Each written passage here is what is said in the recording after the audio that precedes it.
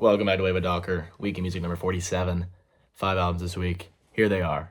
Album number 1 of the week, The Doors, self-titled, came out in 1967.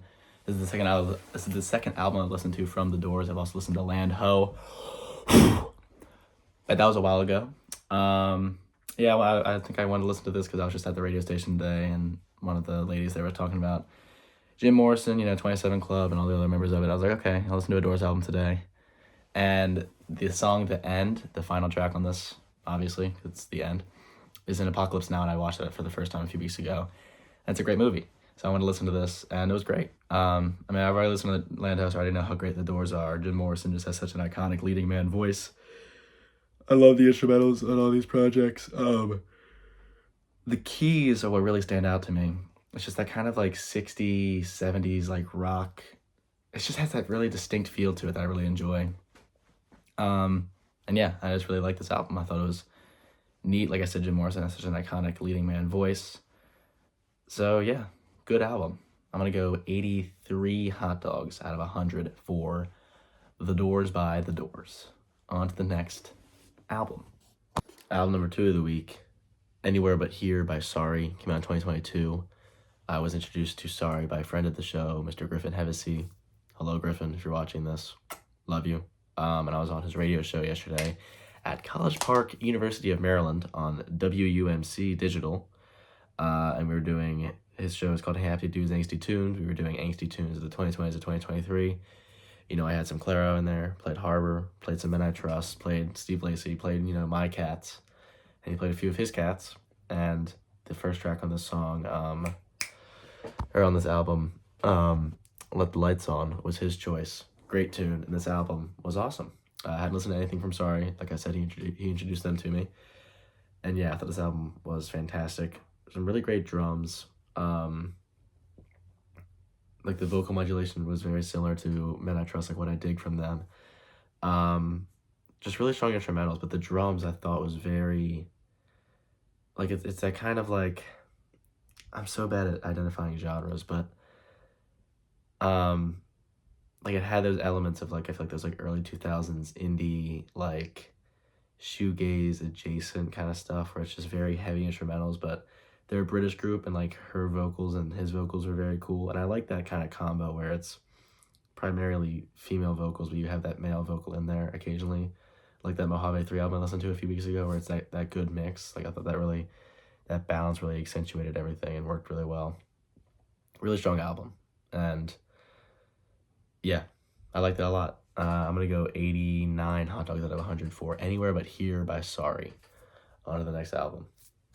Album number 3 of the week, Here in the Pitch by Jessica Pratt, came out in 2024.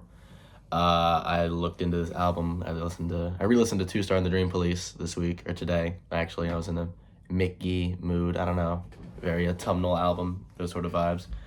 I was like, all right, artists similar to Mick Gee on Spotify, like that whole thing. And then Jessica Pratt came up, and this album came out this year. I was like, okay, nice.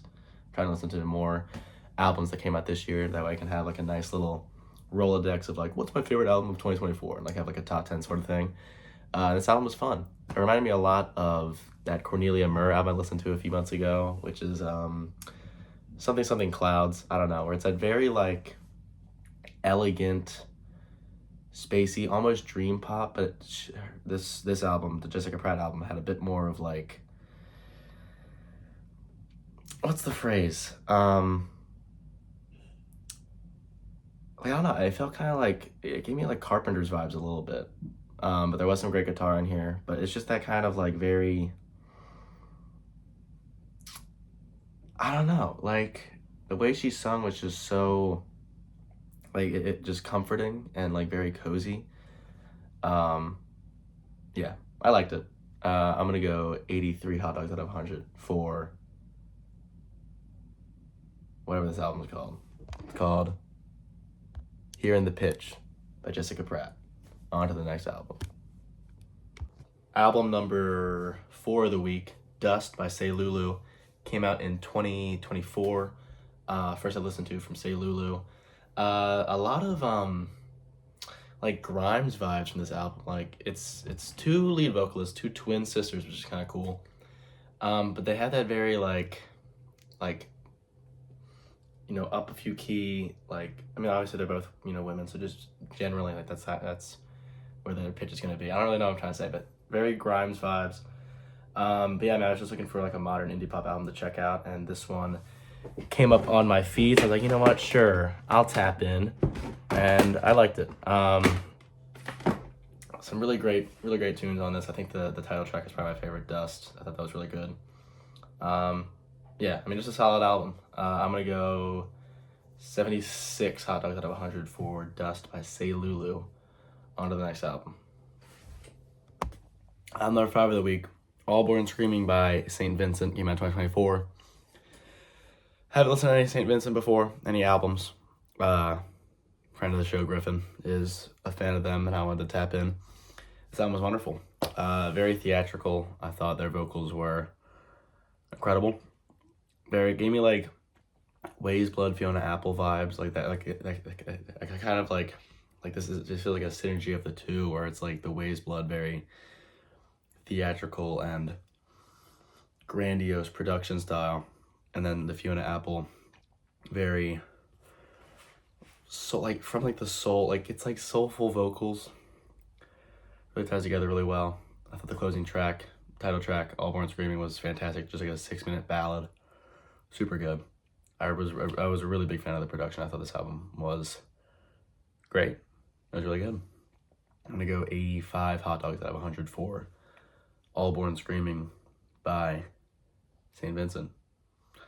On to the dude.